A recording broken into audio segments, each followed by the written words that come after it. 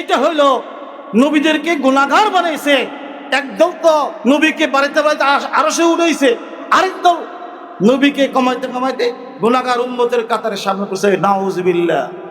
অতএব মধুই মতবাদ এটা হলো ছাড়াছাড়ির চরম পর্যায়, আর বেঈমান হলো বাড়াবাড়ির পর্যায়।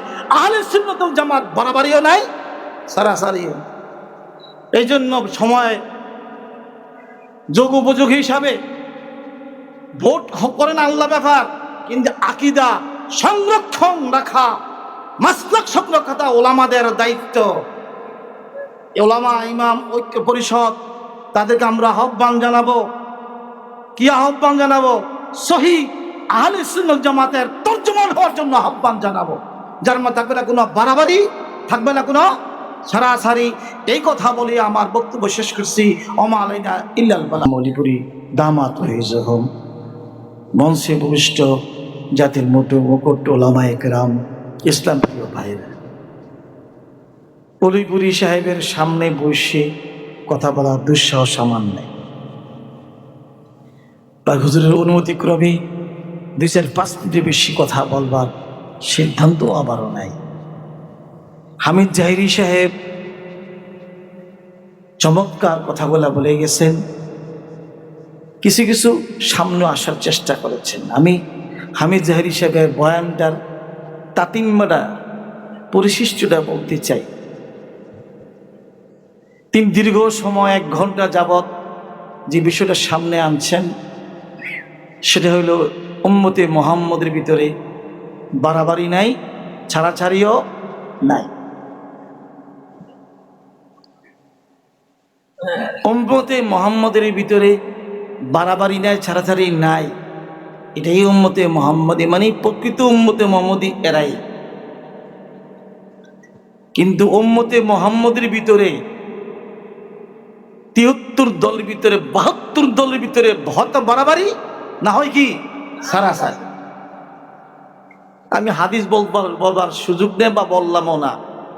উম্মতে মুহাম্মদী কয় দলে বিভক্ত? 73 দলে বিভক্ত।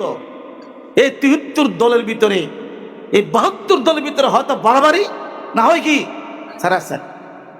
শুধু একটা দল আহলে সুন্নাত ওয়াল জামাত, আহলে সুন্নাত ওয়াল জামাত, তাদের ভিতরে বাড়াবাড়িও নাই, ছাড়াছাড়িও নাই। এই জন্য আহলে সুন্নাত জামাতের আকীদা, এদের মাসলাক, এদের গতি পথ মত, এটাই বিশুদ্ধ, এটাই বিশুদ্ধ কোরআন হাদিসের বাস্তবতা। আর আহলে সুন্নাত ওয়াল জামাতের এই আকীদাগুলো, মত মাসালাগুলো অধিকাংশ নয়, শতকরা 90-95% হলো হানফি মাযহাবের ভিতরে আছে। বিদায় আমরা হানফি মাযহাবকে আহলে সুন্নাত ওয়াল জামাতের তর্জমান মনে করি। হানফি জামাত ছাড়া আরো অন্য মাযহাব আছে। বর্তমানে আহলে হাদিস নামে আহলে ফিতনা রয়েছে, তারা আহলে হাদিস নয়, ফিতনাবাদ জামাত। আহলে সুন্নাত ওয়াল জামাতের তর্জমান হলো দারুল দেওবন্দের মাসলাক আহলে দেওবন্দ। এটাই হইল দারুল দেওবন্দের কোনো মাসলাক, আল্লাহ কোনো মাসলাক নাই, মাশরাব নাই, কোনো মত নাই, মন্তব্য নাই।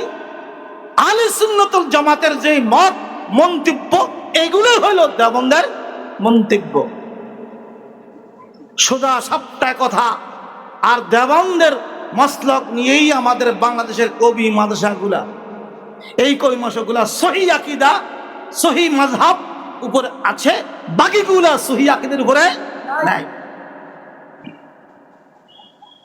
হামিদ জাহিরি সাহেব বাড়াবাড়ি এক পর্যায়ে বলেছেন শিরক সিফতের কথা, কিন্তু আমি আরেকটা দিক বাকি রয়েছে।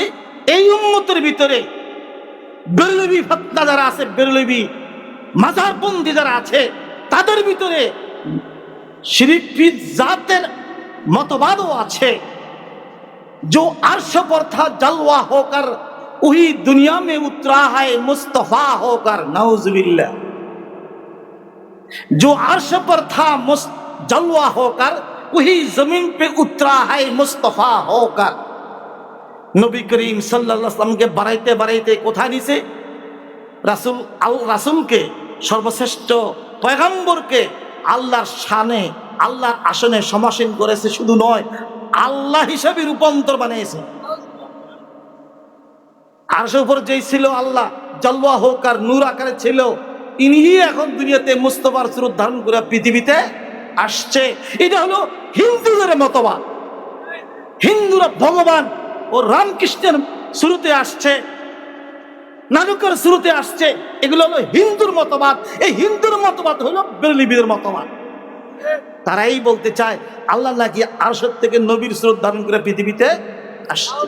এই জন্য মাজারপন্থী, এই মাজারপন্থীদের ভিতরে বাউল শিল্পী টিল্পী এগুলো এই পন্থী। তার আরেকটা দিক করে আমার কথা শেষ করতে চাই, বেদাতি মাজারপন্থী এগুলো নবীকে বাড়িতে বাড়িতে আল্লাহর শান নয় আল্লাহ পর্যন্ত রূপান্তর করেছে। আরেক দল আছে নবীকে নামাইতে নামাইতে গুনাহগার পর্যন্ত নবীকে বানিয়ে ফেলছে। তারা বলছে, কি বলছে, তনকিদ সে বালাতার কিসি কো না সমঝে, সমালোচনার ঊর্ধ্বে কাউকে মনে করবে না। এই যে আহলে সুন্নাত ওয়াল জামাতের পরিপন্থী একটা কথা। এই কারণে তাফসীর লিখতে গিয়া তাফহিমুল কোরআনের ভিতরে মালা মোদি সাহেব অনেক নবীদের রাসূলদের ভুল ধরতে গিয়ে বলছেন আল্লাহ পাক কোনো কোনো সময় নবী রাসূলের দ্বারাও গুনাহ করাইয়াছেন, যাতে মানুষ মনে করে তারা ইনসান, তারা নবী, তারা আল্লাহ না। এইটা হলো নবীদেরকে গুনাহগার বানাইছে।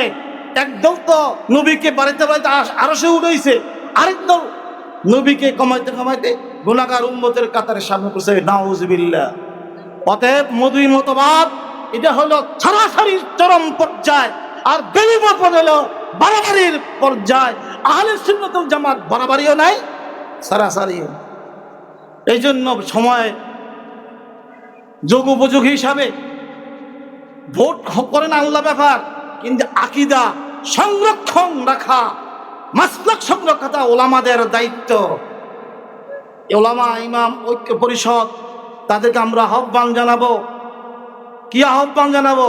সহি আহলে সুন্নাত জামাতের তর্জমান হওয়ার জন্য আহ্বান জানাবো, যার মধ্যে থাকবে না কোনো বাড়াবাড়ি, থাকবে না কোনো সারাসারি। এই কথা বলে আমার বক্তব্য শেষ করছি। ওমা আলাইনা ইল্লাল বালাগ।